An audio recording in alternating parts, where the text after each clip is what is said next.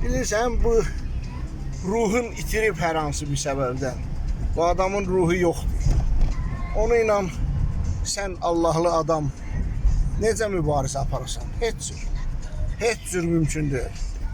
Ruhun itirmiş adamla Allahlı, mədəni insanın mübarizə aparmağı qeyri-mümkün.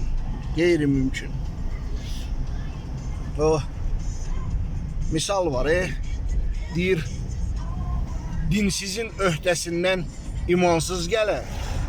Yəni, Azərbaycan atalar sözlərindən çox nadirləri var ki, min illərdən süzülüb gəlib də, min illərdən və aktivliğin qoruyub saxlayıb, aktuallığın qoruyub saxlayıb.